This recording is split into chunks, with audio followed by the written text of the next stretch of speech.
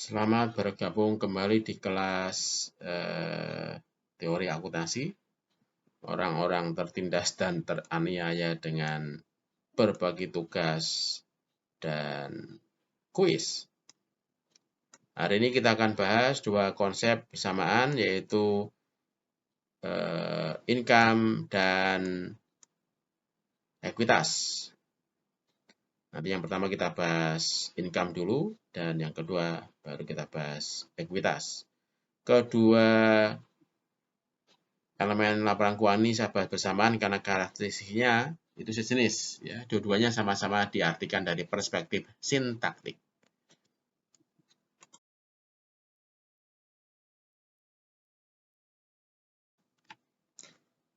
Oke guys, sebelum kita bahas apa itu income atau laba ya terjemahnya, coba mungkin bisa diperhatikan laporan laba rugi dan penghasilan komprehensif lain yang disajikan PT Kimia Farma ini. Kalau kita lihat, di situ ada dua istilah ya. Yang pertama adalah income for the year atau laba tahun berjalan, dan yang kedua adalah total comprehensive income atau inilah laba komprehensif. Pertanyaannya adalah apa beda dua laba tersebut? Ya, ada laba tahun berjalan, ada juga laba komprehensif.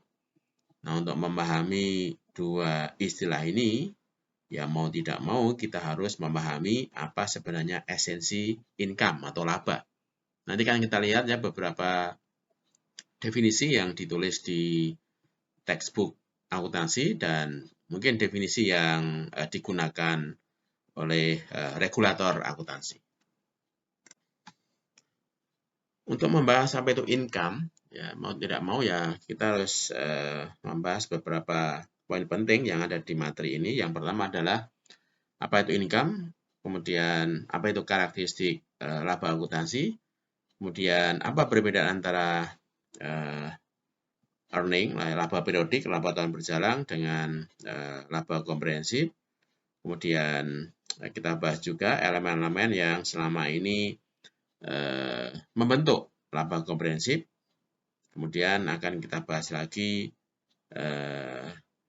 ekuitas ya, ekuitas dan juga elemen yang membentuk ekuitas. Ini adalah topik yang akan kita bahas di pertemuan kali ini.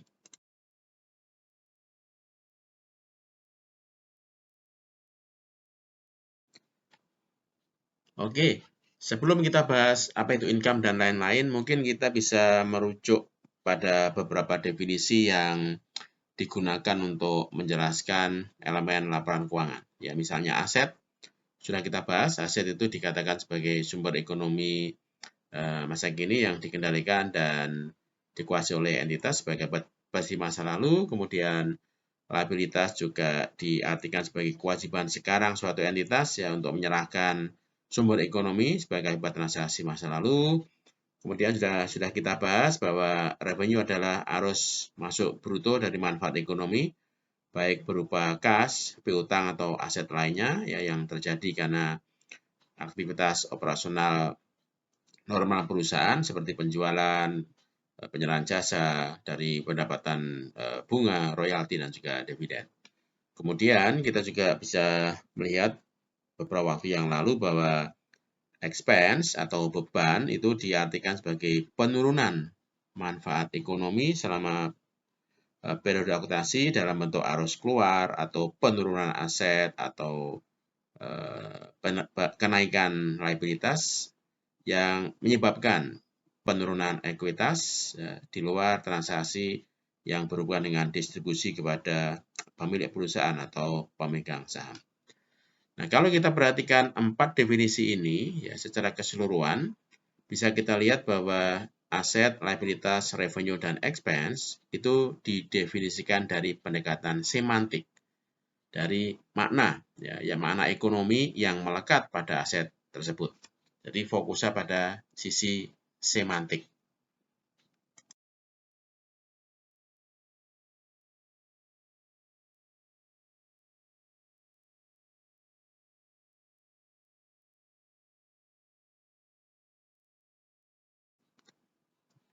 Nah, sekarang coba kita lihat dari elemen income atau laba ya. Nah, kalau kita perhatikan dari berbagai textbook akuntansi ya, bisa kita lihat bahwa secara konseptual laba itu didefinisikan dari pendekatan sintaktik, pendekatan yang menjelaskan hubungan antara simbol dengan simbol. Ya, simbol satu dengan simbol satu dirancang sedemikian rupa sehingga nanti membentuk suatu makna tertentu. Nah, kalau kita perhatikan di textbook tersebut, ya income atau laba itu diartikan sebagai sisa pendapatan setelah dikurangi dengan beban. Jadi, laba itu adalah selisih antara pendapatan dengan beban. Nah, pertanyaannya, mengapa kok laba itu diartikan sebagai selisih antara pendapatan dan beban? Ya, karena secara konseptual dari pendekatan sintaktik, ya bisa kita lihat bahwa laba itu memang tidak pernah berdiri dengan sendirinya. Artinya apa? Selama ini laba itu tergantung pada pendapatan dan beban.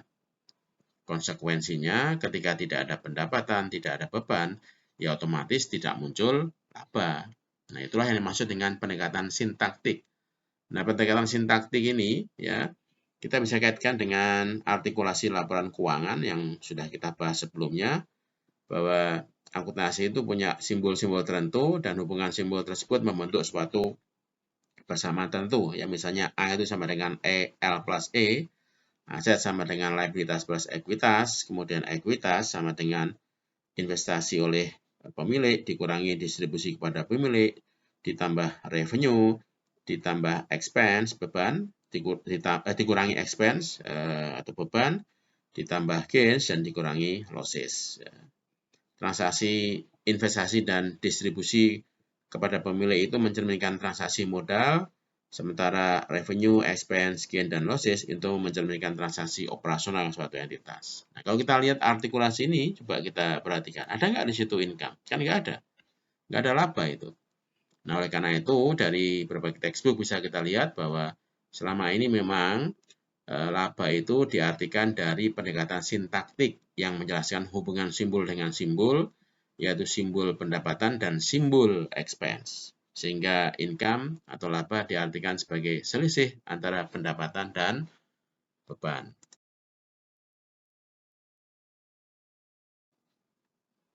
Baik, meskipun berbagai textbook mengatakan atau mendefinisikan laba dari perspektif sintaktik, namun ada juga pihak regulator, dalam hal ini adalah IASB ya, yang mencoba untuk mendefinisikan income dari sisi semantik. Nah, kalau kita lihat dari versi lama, laba itu diartikan sebagai kenaikan ya manfaat ekonomi selama periode akuntansi ya dalam bentuk arus masuk atau peningkatan aset atau penurunan liabilitas ya yang menyebabkan kenaikan suatu ekuitas ya, di luar transaksi berhubungan dengan pemegang saham atau kontribusi pemegang saham. Kemudian kalau kita lihat yang versi terbaru tahun 2018, laba itu diartikan sebagai kenaikan aset atau penurunan liabilitas yang menyebabkan kenaikan ekuitas di luar transaksi yang berhubungan dengan kontribusi pemilik atau pemegang saham. Nah, kalau kita lihat definisi ini, ya mungkin kita bisa bertanya-tanya itu. Ya. Terus, kalau definisinya seperti ini, ya apa perbedaannya dengan revenue? Nah, ini bagi beberapa pihak, mereka mengatakan bahwa kayaknya nggak ada beda tuh antara income dan revenue. Nah, ini yang sedikit problematik ya kalau kita memaknai income dari perspektif semantik. Baik, sekarang kita lihat perbandingan antara income dan revenue, definisinya dari perspektif definisi ya. Kalau kita perhatikan kan sama itu. Income bicara increase in economy, kenaikan manfaat ekonomi yang menunjukkan adanya arus masuk, peningkatan aset, dan juga penurunan liabilitas. Revenue juga sama. Revenue juga bicara arus masuk atau manfaat ekonomi yang muncul di transaksi masa lalu dan sebagainya. Secara umum tidak ada perbedaan antara revenue dan income, laba dengan income. Maka pertanyaannya kan terus kalau definisinya dibuat secara semantik, pertanyaannya apa bedanya dengan definisi tentang revenue? Kan esensinya sama itu. Baik, lepas dari perbedaan yang atau perdebatan yang muncul berkaitan dengan makna semantik dari laba, paling enggak kita fokus saja lah di laba akuntansi ya, sebagaimana yang sama ini ada di textbook gitu. Jadi kalau kita perhatikan berbagai textbook, misalnya dari bukunya Belkowi ya, akuntansi itu secara operasional di laba akuntansi secara operasional diartikan sebagai perbedaan antara pendapatan yang telah direalisasi, ya yang terjadi transaksi selama satu periode, dengan beban yang diyakini menyebabkan atau berkontribusi pada terciptanya pendapatan tersebut. Atau secara singkat ya tadi definisi sama bahwa laba akuntansi adalah selisih antara pendapatan yang telah terrealisir dengan beban yang terjadi pada periode yang sama. Nah, itu yang dimaksud dengan laba akuntansi. Mengapa ini penting kita pahami? Ya, karena selama ini selain ada laba akuntansi, ada juga istilah laba ekonomi dan juga laba bisnis.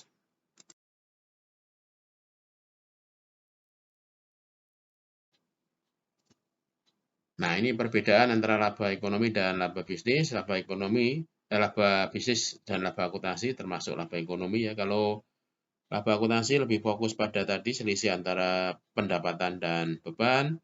Kemudian laba ekonomi itu berkaitan dengan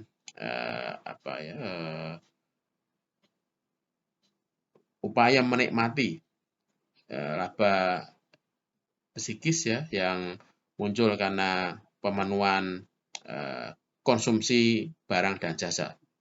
Jadi laba ekonomi itu melibatkan tiga hal, laba psikis yaitu konsumsi aktual atas barang dan jasa yang dipakai untuk memenuhi keinginan atau kebutuhan.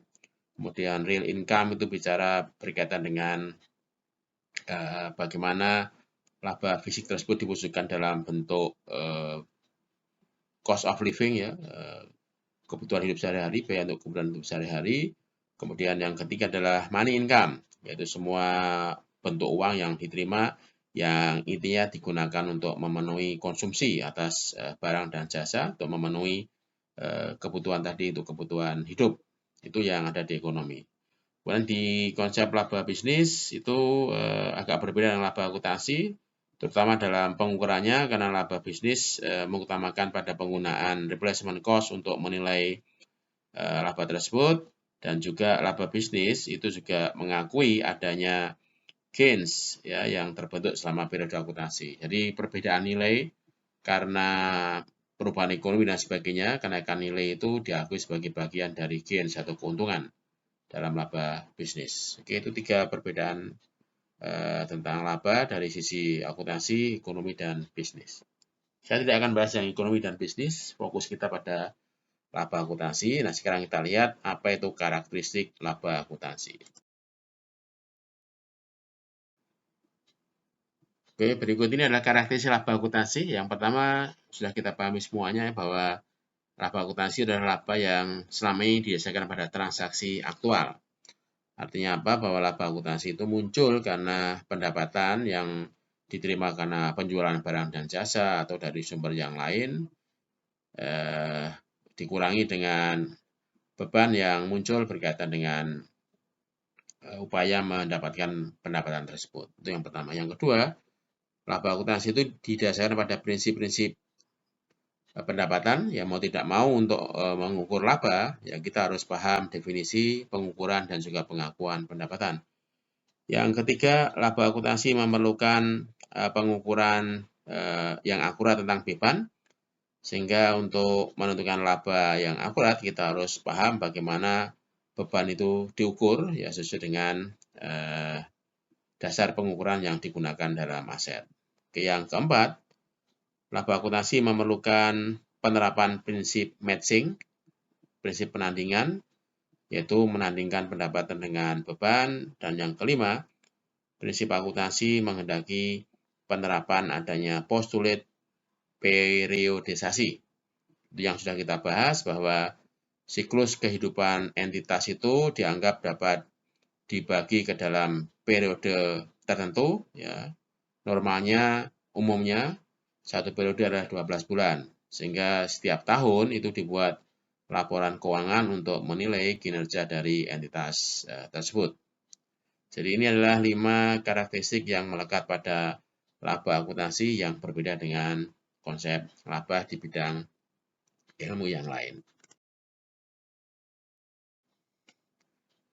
Oke, selanjutnya kita bahas keunggulan laba akuntansi ya. Karena selama ini kan banyak dikritik juga.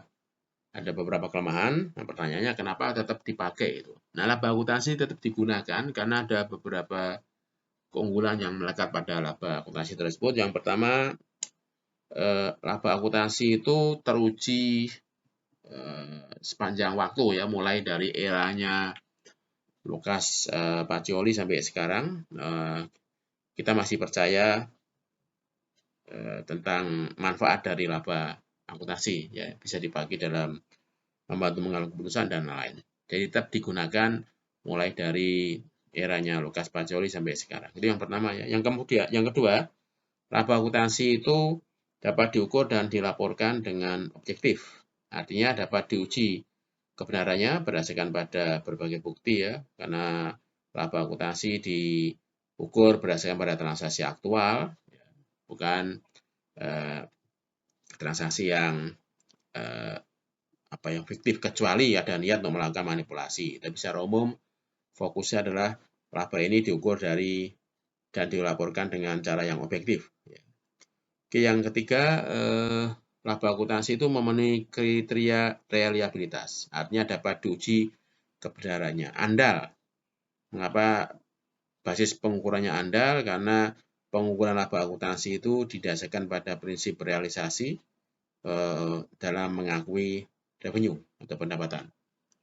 Dan yang keempat, laba akuntansi itu masih bermanfaat dalam mengendalikan atau dipakai dalam tujuan pengendalian, khususnya dalam kegiatan organisasi ya, dan pelaporan pertanggungjawaban dan sebagainya.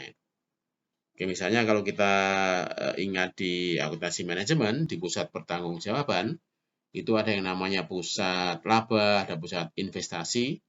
Nah, kedua pusat pertanggungjawaban ini kan penilaian kinerjanya atau menilai kinerja manajemen pusat tersebut kan menggunakan laba itu. Bisa profit margin, bisa laba bersih atau laba yang lain. Tapi intinya kan fokusnya ke laba. Itu artinya laba akuntansi masih bermanfaat untuk digunakan kepentingan pengendalian entitas, ya, terutama dalam menilai kinerja manajemen, menilai kinerja unit bisnis, atau menilai kinerja perusahaan secara keseluruhan.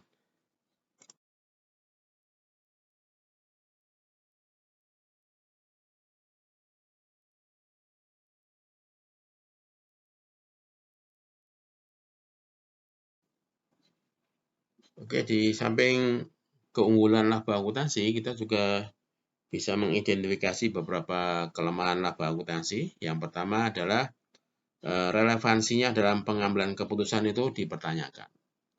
Mengapa dianggap tidak relevan? Karena angka-angka yang ada di pendapatan dan beban atau angka yang lain itu basisnya adalah angka historis, artinya angka yang sudah lewat, sehingga dianggap tidak lagi relevan itu. Itu yang pertama ya. Yang kedua, laba akuntansi didasarkan pada asumsi unit moneter yang stabil. Artinya apa? Bahwa nilai uang itu dari waktu ke waktu tidak berubah. Diasumsikan tidak ada inflasi. Ya, sehingga apa? Sehingga laba akuntansi itu gagal mengakui kenaikan nilai aset atau liabilitas ya yang dimiliki oleh perusahaan selama periode waktu tertentu. Jadi perubahan nilai itu tidak diakui karena akuntansi mengasumsikan unit moneter stabil. Yang kedua, laba akuntansi mungkin dapat menyajikan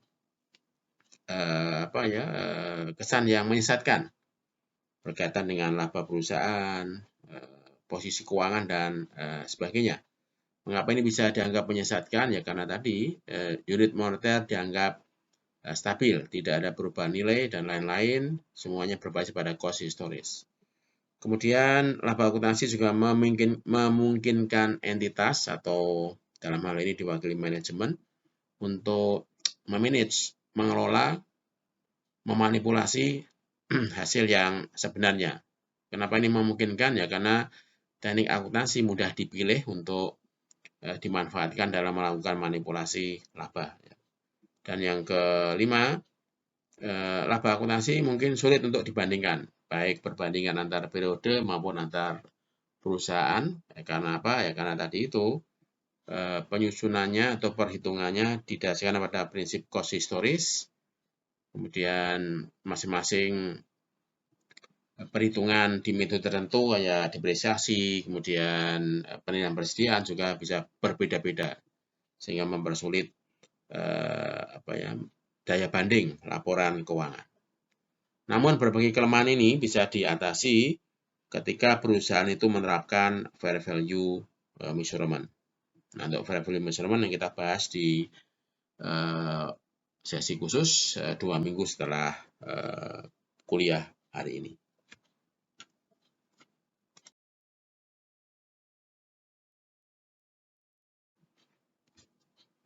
Baik, berikutnya adalah tentang komponen laba. Apa sebenarnya komponen laba ya?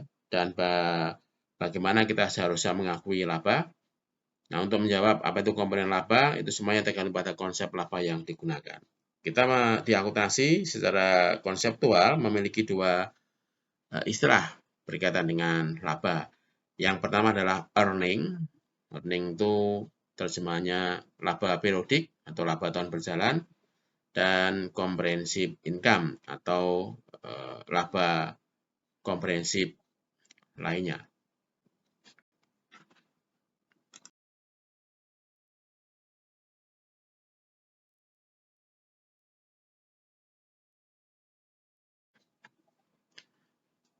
Yang pertama kita bahas dulu laba periodik atau earning. Laba periodik itu adalah laba yang dihasilkan selama satu periode akuntansi ya, yang berasal dari kegiatan normal perusahaan atau kegiatan lain yang mencerminkan proses yang terus-menerus atau berlangsung kontinu itu. Nah, laba periodik ini mencerminkan perubahan pada ekuitas, kenaikan pada ekuitas dan sejenisnya yang diasumsikan dapat dikendalikan oleh manajemen dengan berbagai kebijakan yang dia miliki selama satu periode akuntansi. Jadi istilahnya laba periodik itu diasumsikan controllable, dapat dikendalikan oleh manajemen dengan berbagai strategi yang dia miliki. Nah, kalau kita mengacu pada IASB, mungkin earning bisa dikatakan sebagai profit atau rugi kalau memang itu minus itu, yang mencerminkan total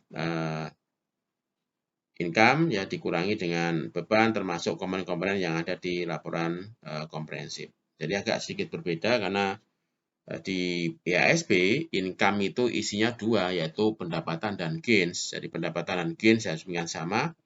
Ketika mereka mencerminkan adanya arus masuk, ya di situ diasumsikan membentuk laba ya. Nah, earning ini juga mempertimbangkan aspek lain. Artinya apa? Kalau tidak terjadi pada tahun berjalan, maka transaksi tersebut tidak diakui sebagai bagian dari earning. Misalnya apa?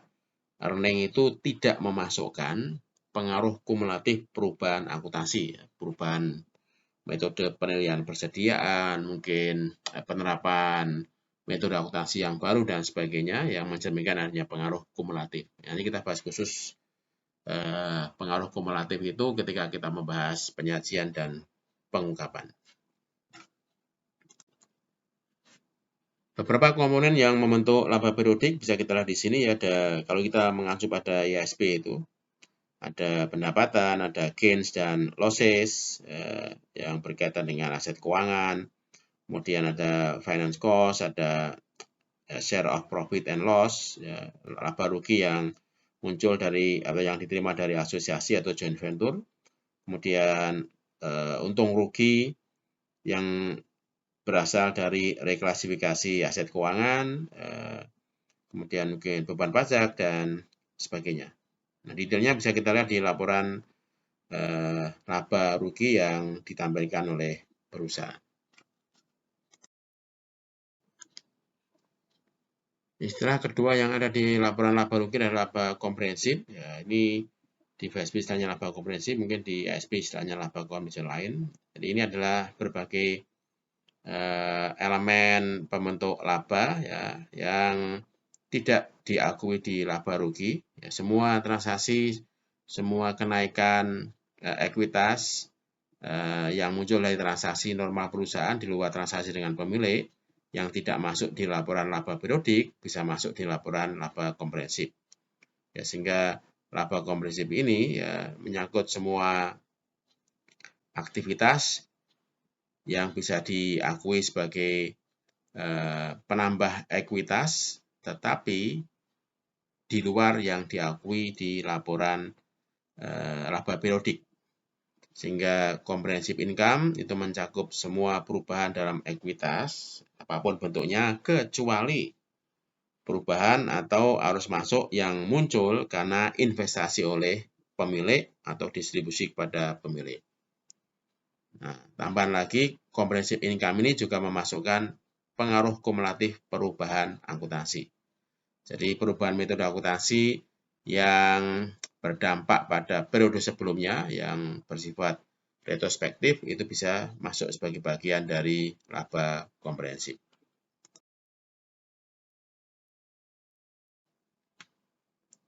Oleh karena itu, laba komprehensif bisa berisi elemen-elemen yang berkaitan dengan untung rugi dari instrumen derivatif, kemudian untung rugi yang belum direalisir dari sekuritas utang yang kita miliki, kemudian untung rugi dari dana pensiun, dan juga untung rugi yang muncul karena transaksi dalam mata uang asing, termasuk untung rugi yang muncul atas aset sekuritas, aset surat berharga ya yang tersedia untuk dijual, yang menunjukkan perubahan harga setiap harinya itu kan mencerminkan laba rugi. Nah, laba rugi atau untung rugi itulah yang kemudian masuk ke komponen laba komprehensif.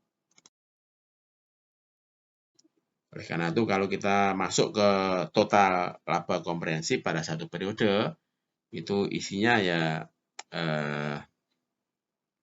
laba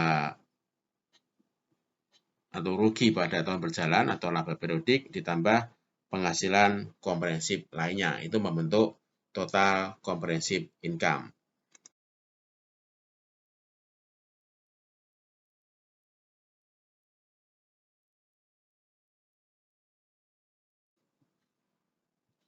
Jika disederhanakan dalam bentuk tabel, mungkin ini bisa menggambarkan perbedaan antara laba periodik dan laba komprehensif ya.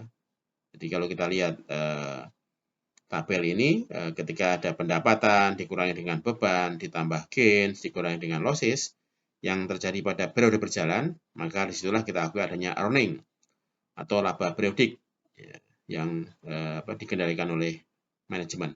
Kemudian kalau laba periodik ini ditambah atau kurang pengaruh kumulatif perubahan metode akuntansi, ditambah kurang perubahan dalam ekuitas ya, yang di luar transaksi dengan pemilik, itu menghasilkan laba komprehensif. Jadi laba komprehensif itu kalau di total nanti akan membentuk total comprehensive income yang mencerminkan laba periodik sekaligus penghasilan komprehensif lainnya.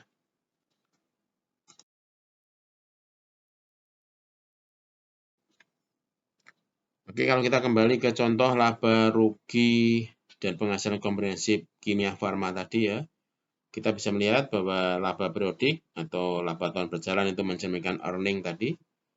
Semua arus masuk yang berkaitan dengan pendapatan, beban, gain, dan losses selama satu periode akuntansi. Kemudian ada comprehensive income, kita gunakan untuk menampung semua transaksi kenaikan ekuitas di luar transaksi pemilik yang tidak bisa diakui di komponen laba tahun berjalan. Nah, kalau ditanya mana yang dipakai di Indonesia, ya dua-duanya dipakai. Karena ini untuk mencerminkan berapa besarnya laba tahun berjalan, berapa besarnya laba komprehensif lainnya, sehingga total laba komprehensif yang nanti diatribusikan ke non-controlling sama induk perusahaan itu bisa diidentifikasi dengan baik. Baik, konsep kedua yang mirip dengan income atau laba adalah ekuitas. Jadi kenapa ini digabung materinya ya karena karakteristiknya itu hampir sama dengan income. Jadi income dan ekuitas itu sama-sama memiliki pola yang sejenis yang didefinisikan dari perspektif sintaktik, bukan semantik.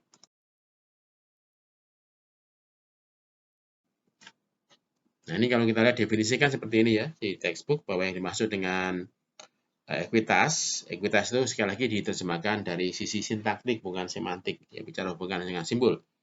Sehingga ekuitas itu diartikan sebagai hak sisa ya atas aset entitas setelah dikurangi dengan liabilitas. Artinya apa? Kalau kita wujudkan dalam bentuk persamaan akuntansi, ekuitas itu sama dengan E sama dengan A minus L. Jadi bicara hak sisa atas aset entitas setelah dikurangi dengan liabilitas. Nah, kalau kita kaitkan dengan artikulasi laporan keuangan, ya mengapa ekuitas itu diartikan dari sisi sintaktik ya, karena bisa lihat di sini ya. Dari persamaan yang ada, aset sama dengan liabilitas plus ekuitas. Ekuitas dibentuk dari I, investasi oleh pemilik, dikurangi D, distribusi kepada pemilik, ditambah R, revenue, dikurangi E, expense, ditambah G, gains atau keuntungan, dan dikurangi losses. Ya, sama ini, I dan D itu mencerminkan transaksi modal, sementara R, E, G, dan L mencerminkan transaksi operasional. Nah, bisa kita lihat di sini, E itu sekali lagi tergantung pada komponen yang lain, yaitu I, D, R, E, G, dan L. Ya, artinya apa? Artinya kalau kita bicara definisi ya kebanyakan ekuitas itu diartikan sebagai hak sisa atas aset setelah dikurangi dengan liabilitas. Jadi mencerminkan persamaan yang menunjukkan hubungan antara simbol dengan simbol. Dari sisi konseptual atau teoritis, ekuitas juga mungkin bisa diartikan dari sudut pandang yang lain. Semuanya tergantung pada teori yang digunakan. Secara umum, ada dua teori yang mungkin bisa kita manfaatkan untuk mengungkap apa sebenarnya esensi definisi mana yang konsisten diterapkan di akuntansi dan tidak itu. Nah, dua teori tersebut adalah teori proprietary dan yang kedua adalah teori entitas. Kalau kita merujuk pada teori proprietary, teori kepemilikan, teori pemilik ya, bahwa intinya simpel. Bahwa dalam bisnis, pemilik itu adalah pusat perhatian. Artinya, semua aktivitas, apapun yang dilakukan, termasuk aktivitas yang berkaitan dengan akuntansi, semuanya pada dasarnya untuk kepentingan pemilik, bukan untuk kepentingan entitas. Oleh karena itu, dari perspektif teori proprietary ini, ekuitas itu dari sisi sintaktik diartikan dengan persamaan E sama dengan A minus L. Artinya apa? Bahwa equity itu didefinisikan dari hak residu atas aset entitas setelah dikurangi dengan liabilitas. Nah, inilah E sama dengan A minus L itu yang saya maksud hubungan sintaktik. Hubungan simbol dengan simbol dalam bentuk persamaan yang melibatkan perhitungan tertentu.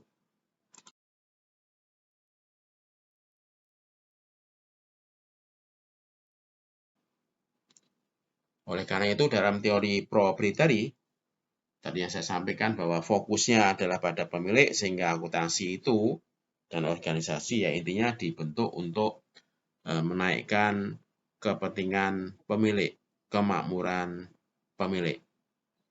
Sehingga laba yang dihasilkan ya kenaikan kemakmuran yang nanti dimanfaatkan oleh pemilik atau untuk kepentingan pemilik. Jadi dalamnya ada laba rugi termasuk perubahan-perubahan yang muncul atas nilai aset, kenaikan, penurunan dan sebagainya, itu semuanya dianggap dalam rangka menciptakan kemakmuran pemilik.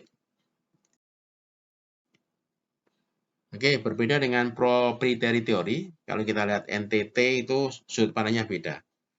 NTT teori itu fokus perhatiannya, pusat perhatiannya pada perusahaan. Jadi bisnis dan sebagainya, kegiatan apapun, kebijakan apapun, semuanya dilakukan untuk kepentingan bisnis. Jadi fokusnya pada perusahaan atau sebagai entitas. Nah, dalam konteks teori NTT ini, perusahaan itu dianggap sebagai entitas yang memiliki identitas khusus, identitas dirinya. Artinya apa? Bahwa entitas ini dianggap sebagai unit yang berdiri sendiri, bertindak atas namanya sendiri untuk kepentingan sendiri, ya, sehingga ada pemisahan yang jelas antara pemilik dan manajer.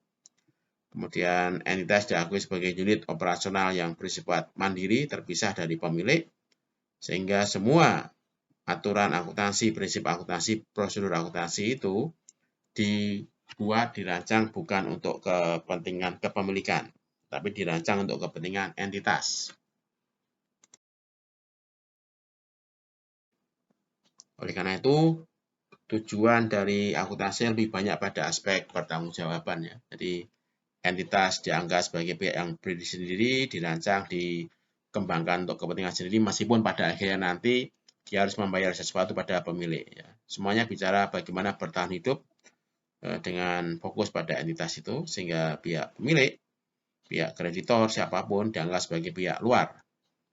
Nah, model pelaporan yang diwujudkan dalam bentuk laporan keuangan dan lain-lain itu tidak lebih dari upaya memenuhi persyaratan legal dan menjaga hubungan baik dengan pihak luar tersebut. Mengapa demikian? Ya karena fokusnya pada entitas itu sendiri, bukan pada bisnis, bukan pada pemilik. Karena itu, dari sudut pandang entitas, maka pengelolaan bisnis fokusnya pada pengelolaan aset. Artinya apa? Bahwa aset itu adalah sumber daya yang dikendalikan oleh entitas, sementara liabilitas mencerminkan kewajiban entitas kepada pihak luar, dalam hal ini adalah kreditor. Laba itu mencerminkan kenaikan nilai aset ya, yang akan dibentuk terhimpun untuk kepentingan entitas. Sementara pemilik itu adalah mereka yang memiliki hak sisa ya atas aset bersih setelah dikurangi dengan liabilitas.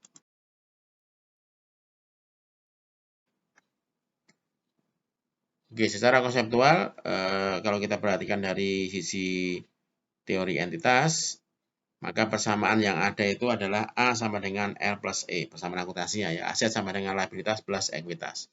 Nah, bisa kita lihat di sini ada dua sisi kanan itu mencerminkan, sisi kiri mencerminkan ekuitas, sisi kanan mencerminkan liabilitas dan ekuitas. Artinya apa? Dalam persamaan ini, ekuitas itu dianggap sama dengan liabilitas, yaitu pihak luar, keduanya dianggap pihak luar ya, yang tidak menjadi pusat perhatian akuntansi. Karena fokus akuntansi pada entitas, pada pengelolaan aset. Nah, dari persamaan ini, kalau kita mau konsisten, ya seharusnya ya, dari persamaan ini kalau kita mau konsisten, seharusnya definisi aset itu seperti ini, bahwa definisi ekuitas.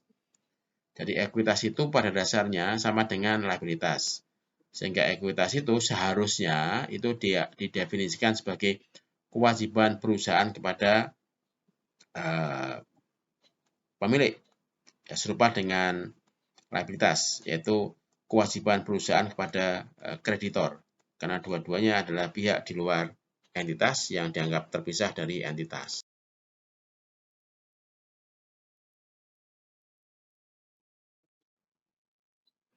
Dari teori NTT ini ya, tadi kita lihat bahwa ekuitas itu identik dengan liabilitas. Namun memiliki beberapa perbedaan. Misalnya apa? Pertama dalam kasus likuidasi, liabilitas dalam hal ini pemegang liabilitas yaitu kreditor itu adalah mereka yang pihak yang pertama kali dibayar. Ya, sementara pemegang ekuitas atau pemilik itu nanti adalah pihak yang akan dibayar setelah liabilitasnya dilunasi semua. Kemudian dari akses terhadap organisasi, kita juga bisa melihat perbedaan. Pemegang liabilitas atau kreditor itu memiliki akses yang terbatas terhadap aset, terhadap pertemuan dan sebagainya. Sementara pemegang ekuitas atau pemilik di sini ya memiliki akses yang lebih luas terhadap aset, dan juga pertemuan-pertemuan dan lain-lain yang diselenggarakan oleh entitas. Kemudian yang terakhir, ekuitas juga berbeda dengan liabilitas dalam hal jatuh tempo. Pemegang liabilitas itu memiliki tanggal jatuh tempo, sementara pemegang ekuitas itu tidak memiliki tanggal jatuh tempo. Sekali lagi ini adalah konsep ekuitas dan liabilitas ya kalau kita lihat dari perspektif entitas atau entity teori. Intinya keduanya itu sama, tapi memiliki beberapa perbedaan sebagaimana yang ada di slide ini.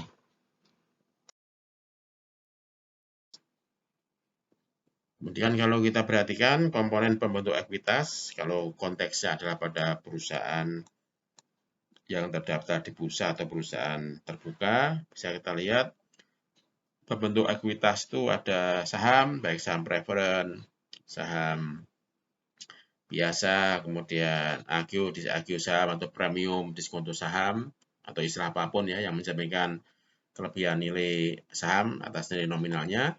Kemudian ada sumber yang berasal dari net income, ya selisih antara revenue dan expense, dan dikurangi dengan dividen. Jadi ini adalah komponen yang membentuk ekuitas pemegang saham.